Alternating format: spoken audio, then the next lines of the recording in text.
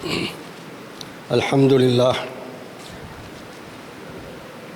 لله نحمده ونستعينه ونستغفره ونعوذ به ونتوكل عليه ونعوذ بالله من شرور أنفسنا ومن سيئات أعمالنا ومن يهد الله فلا مضل له ومن يضلله فلا هادي له وأشهد أن سيدنا وقائدنا وحبيبنا وإمامنا وأسوتنا محمدا عبد الله ورسوله بلغ الرسالة وأدى الأمانة ونصح الأمة وجاهد في الله حق جهاده.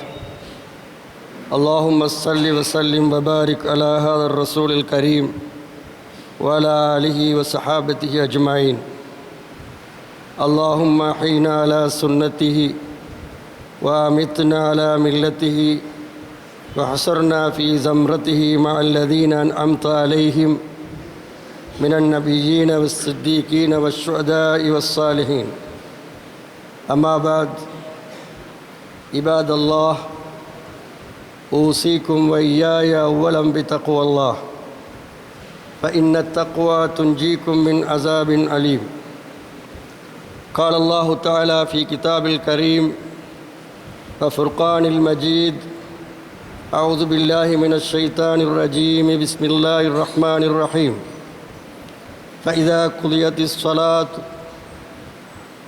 فانتشروا في الأرض وابتغوا من فضل الله واذكروا الله كثيرا لعلكم تفلحون. صدق الله العظيم. முழு பிரபஞ்சத்தையும் படைத்து பரிபாலிக்கின்ற அருளாளனாகிய அன்புடையவனாகிய எல்லாம் வல்ல அல்லாஹுக்கே அனைத்து புகழும்.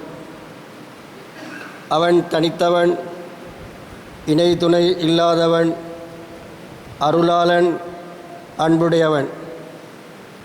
அவனது தூதர் முஹம்மது ஸல்லல்லாஹு அலைஹி வஸல்லம் அவர்கள் மீதும் அவர்களது தோழர்கள் மீதும் குடும்பத்தினர் மீதும் மறுமை நாள் வரையில் அவர்களை பின்பற்றுகின்ற நல்லடியார்கள் மீதும் அல்லாஹ்வுடைய சாந்தியும் சமாதானமும் உண்டாவதாக. அல்லாஹ்வின் நல்லடியார்களே,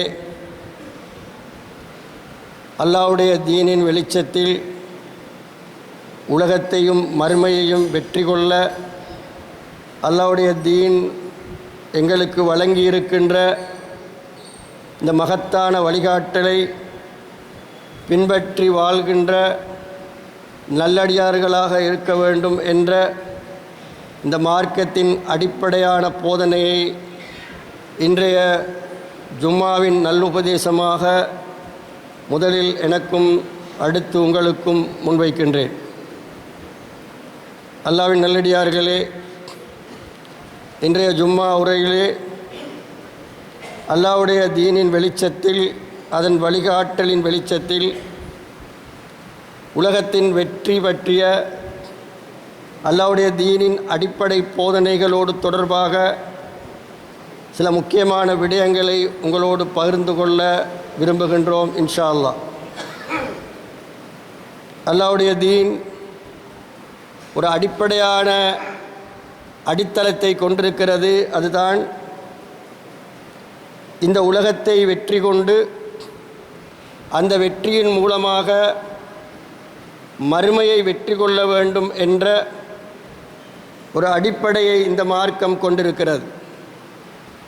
அந்த அடிப்படையில் உலகத்தை வெற்றி கொள்வதற்கு என்னவெல்லாம் தேவைப்படுகிறதோ, உலகத்தை வெற்றி கொள்வதற்கு என்ன வழிகாட்டலும் திட்டமும் தேவைப்படுகிறதோ, அந்த அனைத்து வழிகாட்டல்களையும் இந்த மார்க்கம் தன்னகத்தையே கொண்டிருக்கிறது.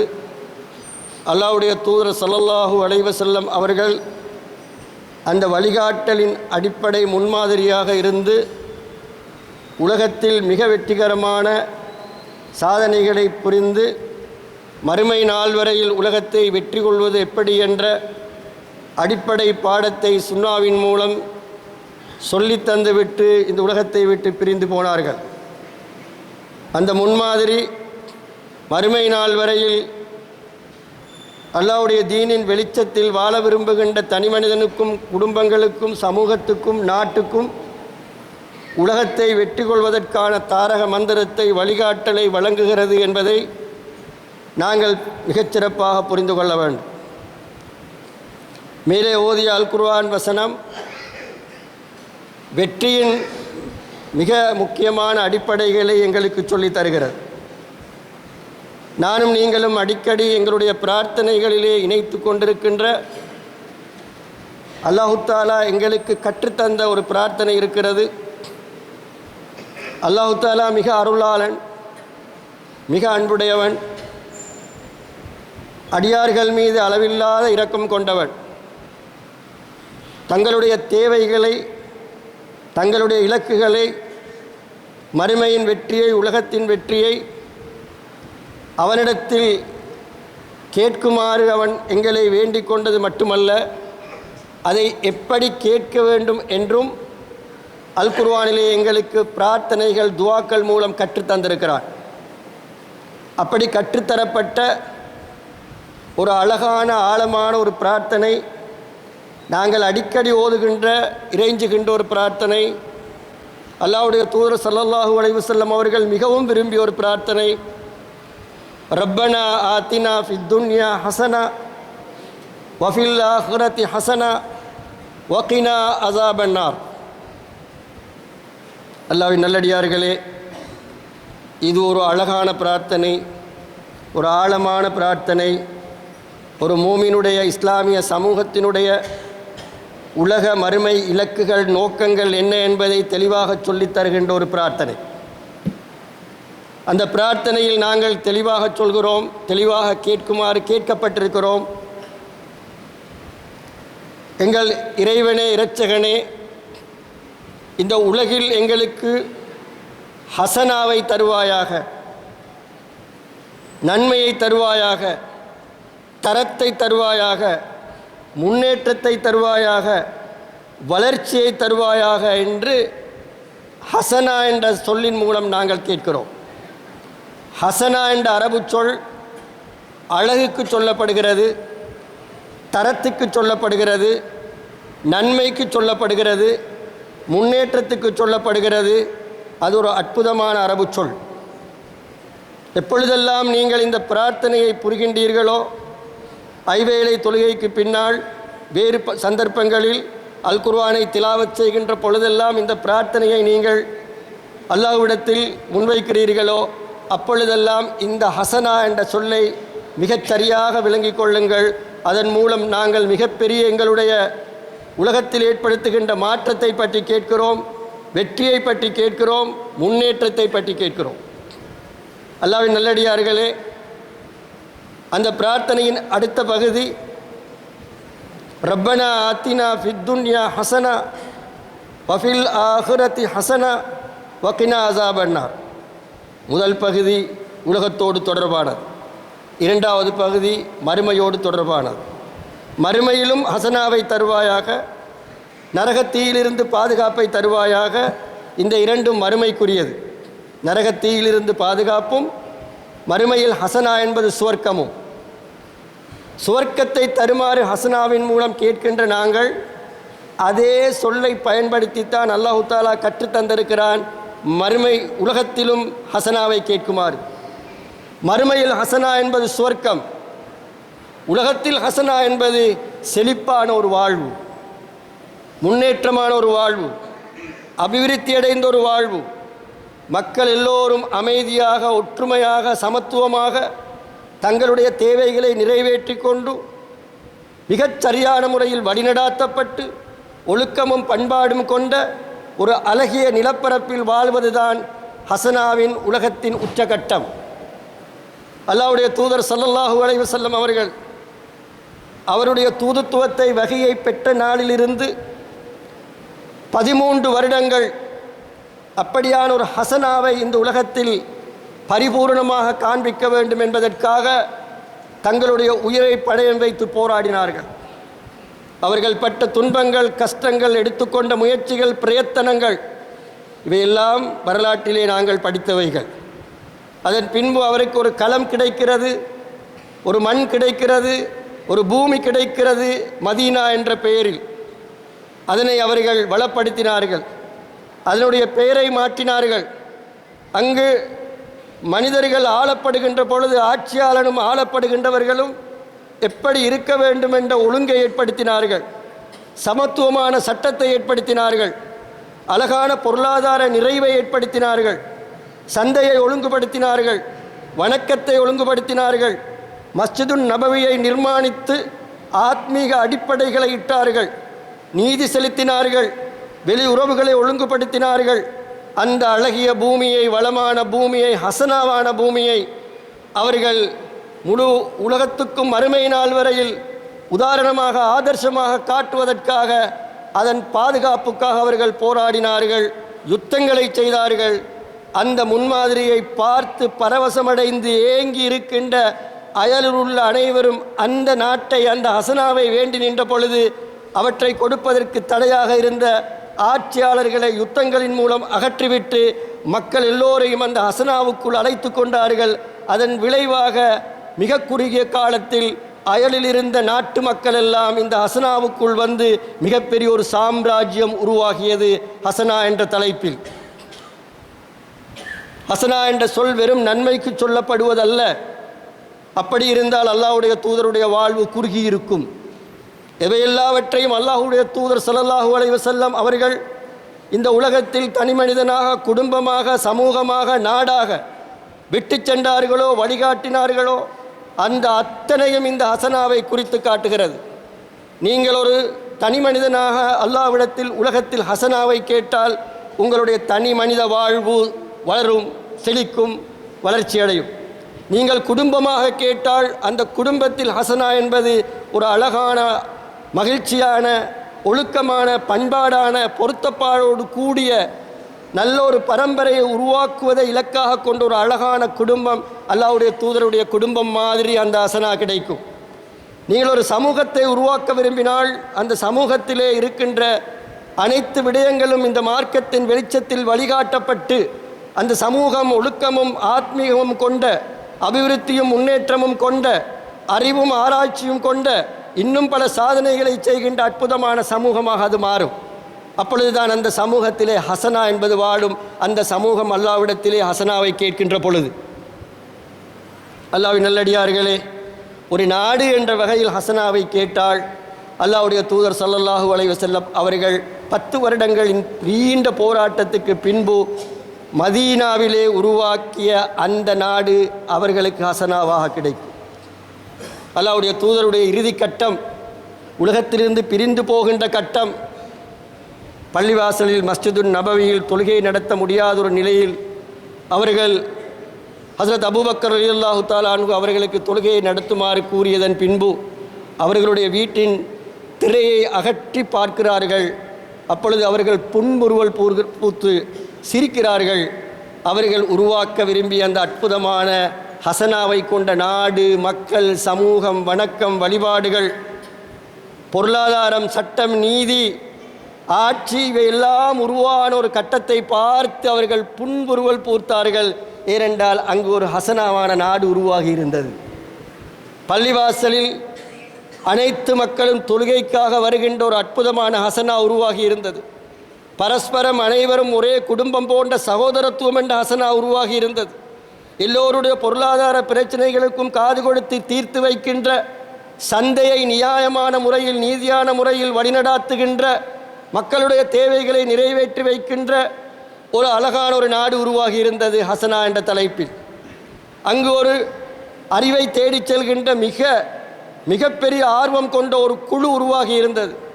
அங்கு அல்லாஹ்வுடைய தீனை முழுமையாக அமுல்படுத்துகின்ற, அல் குர்ஆன் வசனங்கள் ஒவ்வொன்றையும் அமுல்படுத்துகின்ற, அதன் மூலம் மனித சமூகத்திலே வளர்ச்சியும், அபிவிருத்தியும், மகிழ்ச்சியும், அமைதியும் பூத்து குலுங்கக்கூடிய ஒரு அழகான சூழலை உருவாக்கினார்கள். ஹசனாவை உருவாக்கினார்கள். அற்புதமான ஒரு விடயம். கூர்ந்து அவதானித்து பாருங்கள், சீரா என்ன சொல்கிறது என்று.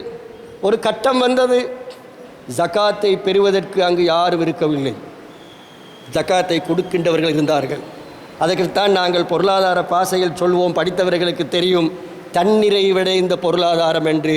பொருளாதாரத்தில் ஹசனா என்பது தன்னிறைவடைந்த பொருளாதாரம். அரசியல், அல்லாஹ்வுடைய தூதர், ஆட்சியாளர், தலைவர் அந்த நாட்டின் மதீனா நாட்டின் தலைவர் மக்களுக்காகவே வாழ்ந்த தலைவர். அவர்களுக்கு கீழால் இருந்த மனிதர்கள் அவர்களுக்கு என்னவெல்லாம் கொடுக்க முயற்சித்தார்கள். ஆனால் அவர்கள் எளிமையாக மக்களுக்காக வாழ்கின்ற தலைவர்களாக இருந்து போனார்கள். மக்கள் தங்களுடைய தலைவருக்கு கட்டுப்பட்ட, அவருடைய அந்த வார்த்தைக்காக தங்களுடைய உயிரையும் அர்ப்பணிக்கக்கூடிய கட்டுக்கோப்பான மக்கள் கூட்டத்தை அவர்கள் உருவாக்கினார்கள். ஒரு ஆட்சியின், ஒரு நாட்டின் முன்னேற்றத்தின் அடிப்படை ஹசனாங்கு. இவ்வாறு ஒவ்வொரு விடயத்திலும் அவர்கள் உருவாக்கிய அந்த ஹசனாவின் காரணமாக உலக முடிவு மட்டும் ஒரு தனி மனிதன் உலகத்தில் ஹசனாவை பெற வேண்டுமென்றால் அல்லாஹ்வுடைய தூதர் வழிகாட்டுகிறார்கள். ஒரு குடும்பம் ஹசனாவை பெற வேண்டுமென்றால் அல்லாஹ்வுடைய தூதர் வழிகாட்டுகிறார்கள். ஒரு சமூகம் ஹசனாவை பெற வேண்டுமென்றால், அந்த ஹசனா என்ற மிகப்பெரிய உயர்ந்த முன்னேற்றத்தை பெற வேண்டுமென்றால் அல்லாஹ்வுடைய தூதர் வழிகாட்டுகிறார்கள். ஒரு நாட்டை ஹசனா என்ற தலைப்புக்குள் கொண்டு வர வேண்டும் என்றிருந்தால் அல்லாஹ்வுடைய தூதர் வழிகாட்டுகிறார். இது ஒரு அற்புதம். இந்த ஹசனாவை உருவாக்கும் விடயத்தில் நாங்கள் தனி மனிதர்கள், குடும்பங்கள், இந்த சூழல், இந்த ஊர், நாங்கள் எல்லோரும் மிக கண்டும் கருத்துமாக இருந்து அல்லாஹ்வுடைய தீனின் வழிகாட்டலில் இந்த நன்மையை, இந்த ஆக்கத்தை, இந்த முன்னேற்றத்தை ஏற்படுத்த கடமைப்பட்டிருக்கிறோம். ஒரு தனி நாடு எங்களுக்கு இல்லாவிட்டாலும் ஒரு தனி கிராமம் இருக்கிறது, ஒரு தனி பாடசாலை இருக்கிறது, ஒரு தனி பள்ளிவாயல் இருக்கிறது, பள்ளிவாயலை சூழ ஒரு மஹல்லா இருக்கிறது, ஒரு நிர்வாகம் இருக்கிறது, இங்கு இருக்கின்ற புத்திஜீவிகள் இருக்கிறார்கள். நாங்கள் எல்லோரும் அல்லாஹ்வுடைய தீனின் வழிகாட்டலை விரிவுபடுத்த வேண்டும். அல்லாஹ்வுடைய தூதர் ஸல்லல்லாஹு அலைஹி வஸல்லம் அவர்கள் விரிவுபடுத்தியது போல. ஏனென்றால் அல்லாஹ்வுடைய தீன் இந்த உலகத்துக்கு இறக்கப்பட்டது முதல் நோக்கம் ரப்பனா ஆத்தினா ஃபித் துன்யா ஹசனா. அந்த பிரார்த்தனையின் முதல் பகுதி சுவர்க்கம் ஹசனா என்று சொல்வது போல, உலகத்தில் ஹசனா என்றால் சுவர்க்கம் போன்ற ஒரு சுவர்க்கத்தை கேட்பதில்லை. ஆனால் அப்படியான ஒரு அமைதியான, தன்னிறைவான, நிம்மதியான, அநியாயம் இழைக்கப்படாத, நேர்மையான, பண்பாடான, ஒழுக்கமான, நீதியான ஒரு நல்ல சமூகம் ஒன்று ஹசனாவாகும். எனவே அல்லாஹ்வுடைய நல்லடியார்களே, அல்லாஹ்வுடைய தீனின் பார்வையில் உலகத்தின் வெற்றி என்பது இந்த மார்க்கத்தின் அடிப்படையில் சகல விவகாரங்களையும் ஒழுங்குபடுத்தி இந்த உயர்ந்த ஹசனா என்ற நிலையை அடைவதுதான் அல்லாஹ்வுடைய தீனின் பார்வையில் உலக வெற்றி என்பது. அதன் மூலம்தான் மறுமையின் வெற்றியை நாங்கள் பெற்றுக்கொள்ளலாம். அல் குர்ஆன் எப்படி அதனை கட்டங்கட்டமாக எங்களுக்கு புரிய வைக்கிறது. நானும் நீங்களும் ஜும்மா தொழுகையில் பெரும்பாலும் ஓதுகின்ற சூரத்துல் ஜும்மாவின் ஒரு பகுதி இருக்கிறது. மேலே ஓதிய அந்த வசனம், ஃபைதா குதியத்திஸ் ஸலாத்து ஃபன்தஷிரு ஃபில் அர்லி வப்தகு மின் ஃபضலில்லாஹ் வஸ்குருல்லாஹ கஸீரன் லஅல்லக்கும் துஃப்லிஹூன். அரபு மொழியில் துஃப்லிஹூன் என்றால் வெற்றி பெறுவது என்று கருத்து. அல் ஃபலாஹ் என்றால் வெற்றி பெறுவது என்று கருத்து. அல் குர்ஆனிலே பல இடங்களில் இந்த துஃப்லிஹூன் அல்லது முஃப்லிஹூன் அல்லது ஃபலாஹ் என்ற சொல் பாவிக்கப்படுகிறது. அங்கெல்லாம் சிலபோது மறுமை வெற்றியை பற்றி, சிலபோது உலக வெற்றியை பற்றி சொல்லப்படுகிறது. இந்த வசனம் ஜும்மா தொழுகைக்காக அழைப்பு விடுக்கப்படுகிறது. உங்களுக்கு ஜும்மா தொழுகைக்கு அழைக்கப்பட்டால், ஜும்மா நாளில் நீங்கள் அழைக்கப்பட்டால், நீங்கள் ஜும்மா தொழுகைக்கு விரைந்து வாருங்கள். இலா சிக்ரில்லா. அப்படி அது முடிந்ததன் பின்பு, ஃபைதா குதியத்திஸ் ஸலாத்து, தொழுகை முடிந்ததன் பின்பு, ஃபன்தஷிரு ஃபில் அர்லி. அரபு மொழியில் தொழுகை முடிந்த பின்பு நீங்கள் உங்களுடைய வீட்டுக்கு, வியாபார ஸ்தலங்களுக்கு, சேவை செய்கின்ற இடங்களுக்கு நீங்கள் செல்லுங்கள் என்று சொல்லப்பட்டிருந்தால், அதன் கருத்து அரபு மொழியிலே வேறொரு சொல் இருக்கிறது, இஸ்ஹபு, நீங்கள் போங்கள். அற்புதம் என்ன தெரியுமா? ஆச்சரியம் என்ன தெரியுமா? அல்லாஹ் தஆலா அந்த இடத்தில் பயன்படுத்திய சொல் ஃபன்தஷிரு. அரபு மொழியில் இன்திஷார் என்ற அரபு சொல்லுக்கு கருத்து பரவுதல் என்பதாகும். அனைத்து இடங்களிலும் பரவுதல் என்பதாகும். அல்லாஹ் தஆலா ஒரு சொல்லை பயன்படுத்தி சொல்கிறான், தொழுகை என்ற இந்த மகத்தான கடமையை நீங்கள் நிறைவேற்றி, அல்லாஹுவை நீங்கள் சந்தித்து உரையாடி ஆத்மீக பக்குவத்தை பெற்று, அவனுடைய ஞாபகத்தை சுமந்து, மறுமையின் ஞாபகத்தை சுமந்து, அந்த பக்குவத்தோடு நீங்கள் உலகம் முழுக்க பறந்து செல்லுங்கள். ஃபன்தஷிரு என்பது பள்ளிவாசலிருந்து கடைக்கு செல்லுங்கள் என்பது அல்ல. ஃபன்தஷிரு என்பது நீங்கள் உலகம் முழுவதும் செல்லுங்கள், பறந்து செல்லுங்கள். எதற்காக? வபுத்தகு மின் ஃபதுலில்லாஹ். அரபு மொழியிலே ஃபபுத்தகு என்பதற்கும் இன்னொரு சொல் இருக்கிறது, ஃபத்துலுபு என்று, தலபண்டா தேடிக்கொள்ளுங்கள் என்று. ஃபபுத்தகு என்று சொன்னால் ஒரு மனிதன் ஆவேசமாக அயராது முயற்சித்து அர்ப்பணித்து முழுமையாக பெற்றுக்கொள்வதற்காக அரபு மொழியில் பயன்படுத்தப்படுகின்ற ஒரு சொல்தான் ஃபபுத்தகு, இப்திகா. அல்லாஹ்வின் நல்லடியார்களே, மிக அற்புதமான விடயம். தொழுகை நிறைவேறியவுடன், தொழுகையை நீங்கள் முடித்தவுடன் இந்த முழு உலகத்துக்கும் பறந்து செல்லுங்கள். அது நாங்கள் இங்கிருந்து எங்களுடைய கடைக்கு செல்வதல்ல, அதுவும் தான். ஆனால் அது மட்டுமல்ல, நாங்கள் இங்கிருந்து எங்களுடைய சேவை தளத்துக்கு செல்வதல்ல. நாங்கள் இங்கிருந்து பெறுகின்ற அந்த ஆத்ம பலத்தோடும் அல்லாஹ்வுடைய அருளோடும் அல்லாஹ்வுடைய பாக்கியத்தோடும் முழு உலகத்துக்கும் ஃபன்தஷிரு செல்லுங்கள். சென்று அபுத்தகு மின் ஃபதுலில்லாஹ், அல்லாஹ்வுடைய அருளை தேடுங்கள். அல்லாஹ்வுடைய அருள் என்பது வெறுமனே ஒரு வியாபாரம் மட்டுமல்ல, வெறுமனே ஒரு வருமான வழி மட்டுமல்ல, வெறுமனே ஒரு கல்வி திட்டம் மட்டுமல்ல, வெறுமனே ஒரு பட்டம் பதவி மட்டுமல்ல. அல்லாஹ்வுடைய அருள் என்பது இந்த முழு பிரபஞ்சத்திலும், பூமியில் மட்டுமல்ல பூமிக்கு அப்பாலும் பறந்திருக்கிறது. அந்த அருள் எல்லாவற்றையும் நீங்கள் தேடி செல்லுங்கள். எதற்காக? பின்னால் சொல்லப்படுகிறது, அப்படி நீங்கள் தேடி செல்கின்ற பொழுது அல்லாஹ்வுடைய ஜிக்ரை, அல்லாஹ்வுடைய ஞாபகத்தை, அந்த ஆத்ம பலத்தை நீங்கள் சுமந்து செல்லுங்கள். ஃபஸ்குருல்லாஹ கஸீரன். எதற்காக? லஅல்லக்கும் துஃப்லிஹூன், லஅல்லக்கும் துஃப்லிஹூன், நீங்கள் வெற்றி பெறுவதற்காக. எங்கு? உலகில். உலகில் வெற்றி பெறுவதற்காக. எங்கு நீங்கள் சென்றாலும், எந்த ஆய்வில் நீங்கள் ஈடுபட்டாலும், எந்த வியாபாரத்தை செய்தாலும், எந்த முயற்சியை செய்தாலும், எதனை கற்றாலும், இந்த உலகத்தில் எங்கு நீங்கள் பறந்து போனாலும், அல்லாஹ்வுடைய அருளை நீங்கள் தேடி தேடி தேடி சென்றாலும், அங்கெல்லாம் நீங்கள் செல்கின்ற பொழுது அல்லாஹ்வுடைய ஜிக்ரை சுமந்து செல்லுங்கள், ஞாபகத்தை சுமந்து செல்லுங்கள். நீங்கள் வெற்றி பெறுவீர்கள். உலக வெற்றிக்கான பிரதானமான 3 அடிப்படை நிபந்தனைகளை, அடிப்படை தேவைகளை இந்த வசனம் எங்களுக்கு சொல்லித் தருகிறது. நானும் நீங்களும் அடிக்கடி கேட்கின்ற, பல நூறு முறை கேட்ட இந்த வசனம் எங்களை முழு உலகத்தோடும் இணைக்கிறது வெற்றி பெறுவதற்காக. லஅல்லக்கும் துஃப்லிஹூன், நீங்கள் வெற்றி பெற வேண்டும், வெற்றி பெறுவீர்கள். எப்படி? அல்லாஹ்வுடைய ஜிக்ர், அல்லாஹ்வுடைய அருளை தேடிச் செல்லுதல், முழு உலகத்துக்கும் பறந்து செல்லுதல். ஃபன்தஷிரு ஃபில் அர்லி வப்தகு மின் ஃபதுலில்லாஹி வஸ்குருல்லாஹ கஸீரன் லஅல்லக்கும் துஃப்லிஹூன். ஆச்சரியமான வசனம். ஒரு முஸ்லிம் இந்த உலகத்தில் எப்படியான இலக்கை கொண்டு இந்த உலகத்தை வெற்றி கொள்ள வேண்டும் என்பதற்காக பாடம் சொல்லித் தருகின்ற வசனம். இந்த வசனத்தை தான் அல்லாஹ்வுடைய தூதர் ஸல்லல்லாஹு அலைஹி வஸல்லம் அவர்கள் சுமந்தார்கள். ஒரு அற்புதமான ஒரு ஹதீஸிலே அல்லாஹ்வுடைய தூதர் சொன்னார்கள், இன் காமத்திஸ் ஸாஅ ஃபபியதி அஹதிக்கும் ஃபஸீலா ஃபல்யக்ருஸ்ஹா ஃபலஹு பிஸாலிக அஜ்ருன். இந்த ஹதீஸ் ஆச்சரியமானது. அல்லாஹ்வுடைய தூதர் சொல்லி இருப்பாரா என்று ஆச்சரியத்தை ஏற்படுத்துகிறது. என்ன சொல்கிறது? அல்லாஹ்வுடைய தூதர் சொன்னார்கள், அடுத்த நிமிடம் மறுமை வரப்போகிறது என்ற ஒரு நிலையில், அடுத்த நிமிடம் மறுமை வாரண்டா இந்த உலகமெல்லாம் இப்படி நடக்கும் என்று தெரியும் உங்களுக்கு. அத்தனை இந்த கட்டமைப்புகளும் சிதறி போகும். அப்படியான ஒரு கட்டத்தில் உங்களுடைய கையில் ஒரு ஈச்சமர தண்டு இருந்தால், அது அரபு மக்களை பார்த்து சொன்னது, ஈச்சமர தண்டு இருந்தால், இப்போ நாங்கள் சொல்கிறேன்டா ஒரு நெல் மரம் இருந்தால், ஃபல் யக்ருஸ்ஹா, அதனை நீங்கள் நடுங்கள், ஃபலஹு பிஸாலிக அஜ்ருன், உங்களுக்கு அதற்காக கூலி தரப்படும். அடுத்த நிமிடம் மறுமை வருகிறது என்றால், இந்த பூமி பஞ்சாக பறக்கப் போகிறது என்றால், அந்த மரத்தை நட்டுத்தான் என்ன செய்ய விளைவு தருமா? அதை பற்றி நீங்கள் எந்த அக்கறையும் கொள்ள வேண்டாம். முயற்சி எடுங்கள். அந்த இறுதி கட்டம் வரையில், உங்களுடைய மௌத்து வரையில் உங்களால் முடியுமாக இருந்தால், மறுமை அடுத்த நிமிடம் நடக்கிறது என்று இருந்தாலும் கூட உங்களுடைய இந்த உலகை வெற்றி கொள்கின்ற முயற்சியை நீங்கள் முன்னெடுத்து செல்லுங்கள் என்ற ஒரு அற்புதமான வழிகாட்டலை இந்த ஹதீஸின் மூலம் அவர்கள் சொல்லித் தந்தார்கள். அந்த குர்ஆன் வசனத்துக்கு எங்களுக்கு விளக்கம் சொல்லித் தந்தார்கள். அப்படித்தான் அவர்கள் வாழ்ந்தார்கள்.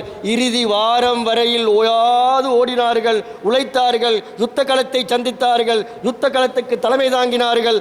அவர்கள் மதீனாவில் இருந்த காலம் சொற்பமானது, யுத்த களத்தில் இருந்த காலம் கூடியது. தான் உருவாக்கிய இந்த ஹசனாவான நாட்டை பாதுகாப்பதற்கு அவர்கள் இருந்து கொண்டு படையை அனுப்பவில்லை. பெரும்பாலான படைகளுக்கு, இக்கட்டான படைகளுக்கு, முக்கியமான போராட்டங்களுக்கு எல்லோரும் அவர்கள் தலைமை தாங்கினார்கள். அவர்களும் அதனால் பாதிக்கப்பட்டார்கள். உடல் பாதிக்கப்பட்டது, பற்கள் உடைந்தது, இரத்தம் வடிந்தோடியது.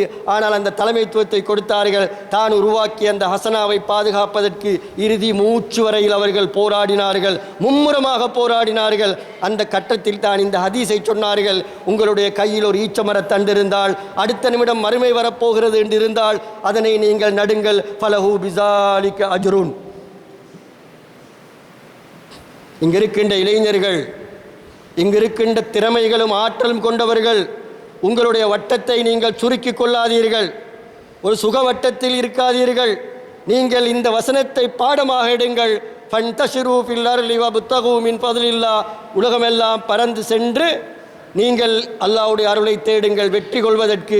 அப்படி செல்கின்ற பொழுது நீங்கள் அல்லாஹ்வுடைய ஞாபகத்தை, ஜிக்ரை சுமந்து செல்லுங்கள். அப்பொழுதுதான் அந்த வெற்றி உறுதிப்படுத்தப்படும். அப்படி இல்லை என்றால் அது வெறும் உலகத்தை தேடிய ஒன்றாக, ஹராம் ஹலால் பார்க்காமல் பயணித்த பயணமாக, வெறுமனே சடவாத உலகத்தில் சிக்கிய ஒரு பயணமாக, மறுமையை இழந்த ஒரு பயணமாக, அல்லாஹ்வுடைய அருளை பெறாத ஒரு பயணமாக மாறிவிடும். எனவே ஃபஸ்குருல்லாஹ கஸீரன் வஸ்குருல்லாஹ கஸீரன் லஅல்லக்கும் துஃப்லிஹூன். அல்லாஹ்வை நீங்கள் எப்பொழுதும் ஞாபகப்படுத்திக் கொண்டே இருங்கள் வெற்றி பெறுவதற்காக. இந்த வசனத்தை சுமந்தார்கள் அல்லாஹ்வுடைய தூதருடைய தோழர்கள். எப்படி சுமந்தார்கள்? அப்துர் ரஹ்மான் இப்னு அவுஃப் ரலியல்லாஹு தஆலா அன்ஹு அவர்கள் இந்த வசனத்தில் பாடம் படித்தார்கள். அவர்கள் மதீனாவிலே மிகப்பெரிய செல்வந்தர். ஹிஜ்ரத்தின் பொழுது அத்தனையும் இழந்து மதீனாவுக்கு வருகிறார்கள். மக்காவிலே அவர்கள் பெரிய செல்வந்தன். அனைத்தையும் விட்டுவிட்டு வருகிறார்கள், வெறும் கையோடு, வெற்று கையோடு. அவர்களுக்கு சொல்லப்படுகிறது, ஏனைய முஹாஜிரின்கள் போல் அவர்களுக்கும் பங்கு வைக்கப்படுகிறது. அப்பொழுது சொல்கிறார்கள், எனக்கு எதுவும் வேண்டாம், சந்தையை காட்டுங்கள். ஃபன்தஷிரு, சந்தையை காட்டுங்கள் மதீனாவின், நான் என்னுடைய வாழ்க்கை அமைத்துக் கொள்கிறேன் என்று சந்தையை காட்டுகிறார்கள். முதல் நாள் செல்கிறார்கள், இரண்டாம் நாள் செல்கிறார்கள். படிப்படியாக படிப்படியாக படிப்படியாக அவர்கள் உலகமெல்லாம் சென்று வெற்றி கொள்கிறார்கள். அல்லாஹ்வுடைய அருளை தேடுகிறார்கள். அவர்களுடைய செல்வத்தை பற்றி அவர்களுடைய பிள்ளைகள் கடைசியாக சொன்ன தகவலை இங்கிருக்கின்ற இளைஞர்கள் உன்னிப்பாக கவனியுங்கள், ஆச்சரியப்படுவீர்கள். அவர்களுடைய ஒரு வியாபார கூட்டம் மதீனாவிலே ஒரு முறை ஷாமில் இருந்து வருகிறது. மக்கள் பரபரப்படைந்தார்கள். தூசி மண்டலம். 70 ஒட்டகங்கள் சுமந்து வருகிறது வியாபாரம். இன்று 70 கொள்கலன்கள், கண்டெய்னர்ஸ். அப்படியாக கடைசியாக அவருடைய பிள்ளை இடத்தில் கேட்குறவங்களோட வாப்பா என்னத்தை விட்டு சென்றார்கள். அப்போ சொல்கிற அப்படியே சொல்லி கொண்டு வந்து, இன்றைக்கு அவர் விட்டு சென்ற அந்த மகன் சொன்ன சொத்துக்களை இன்றைய நாணயத்துக்கு, டொலருக்கு மாற்றி பார்த்தால், இன்றைய உலகத்திலே முதல் பணக்காரனாக இருக்கின்றவருடைய மொத்த சொத்தின் பெருமானம் 240 பில்லியன் அமெரிக்கன் டாலர், அல்லது அதுக்கு சற்று கூட அல்லது குறைய. ஆனால் வரலாற்று ஆசிரியர்கள் சொல்கிறார்கள், அப்துர் ரஹ்மான் இப்னு அவுஃபுடைய சொத்து இன்றைக்கு இருந்தால் 545 பில்லியன் அமெரிக்கன் டாலர் பெறுமதி வாய்ந்த சொத்தை அவர்கள் சொந்தக்காரராக கொண்டிருப்பார்கள். அவர் இன்றிருந்திருந்தால் அவர் தான் முதல் பணக்காரன் உலகத்தில். ஃபன்தஷிரு ஃபில் அர்லி வப்தகு மின் ஃபத்லில்லாஹ். அவர்கள் உலகமெல்லாம் பறந்து சென்றார்கள். அன்றைய சந்தைகளை தேடிச் சென்றார்கள். அவர்கள் அல்லாஹ்வுடைய அருளை தேடிச் சென்றார்கள். அவர்கள் அல்லாஹ்வுடைய ஜிக்ரை சுமந்து சென்றார்கள். துஃப்லிஹூன், வெற்றி பெற்றார்கள். உமர் ரலியல்லாஹு தஆலா அன்ஹு அவர்கள், ஹஜ்ரத் உமர் ரலியல்லாஹு தஆலா அன்ஹு அவர்கள், அவருடைய தந்தை அவரை ஆடு மேய்ப்பதற்கு அனுப்பிய பொழுது ஒவ்வொரு நாளும் 2-3 ஆடுகள் மந்தையில் இல்லை. ஆத்திரத்தில் சொன்னார்கள், நீ ஆடு மேய்ப்பதற்கும் தகுதியற்றவன் என்று.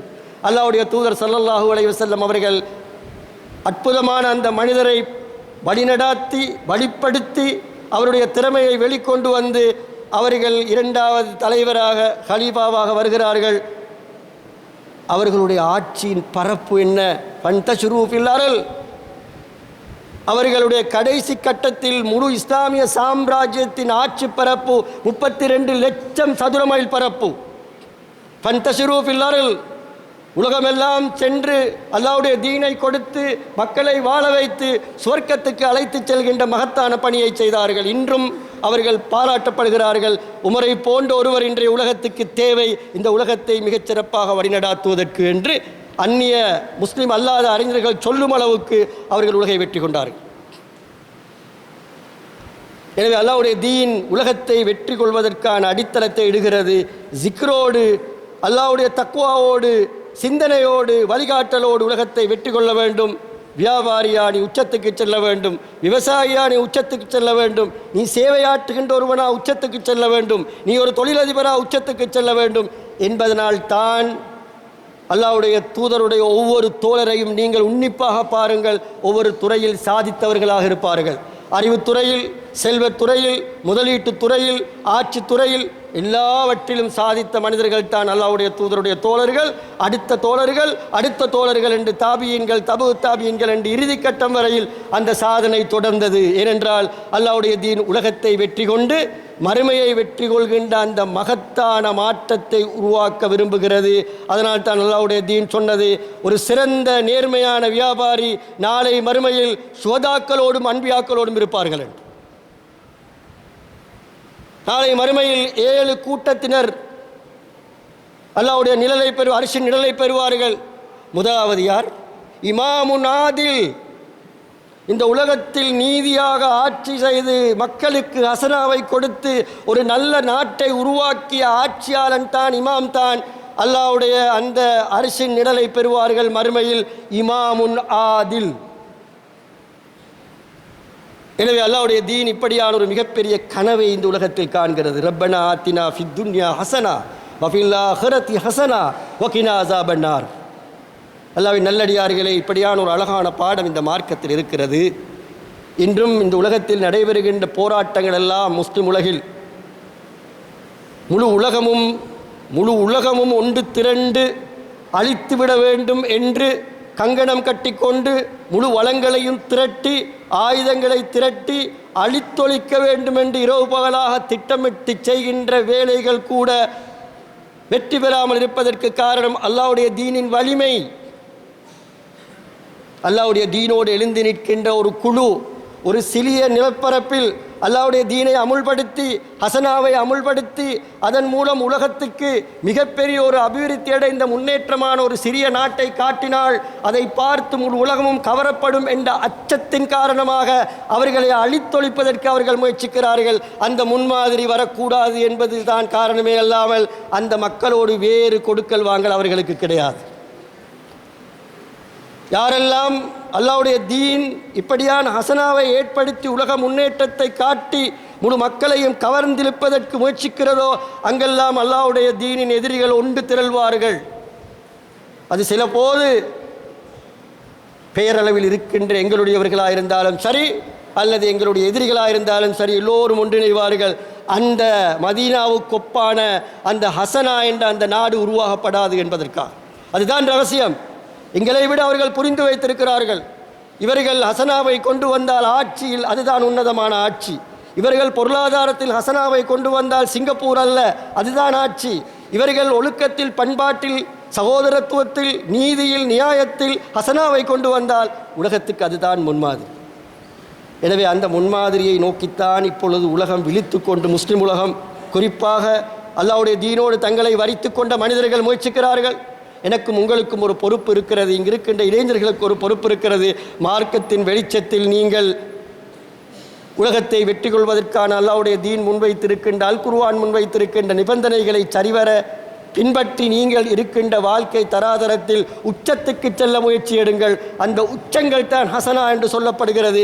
அந்த உச்சங்களுக்கு செல்வதுதான் அல்லாஹ்வுடைய தீனின் அடிப்படையான போதனையாக இருக்கிறது என்ற அடிப்படை கருத்தை சொல்லி இன்றைய ஜும்மாவை நான் நிறைவு செய்து கொள்கிறேன். வாஹிர் தஅவானா அல்ஹம்துலில்லாஹி ரப்பில் ஆலமீன்.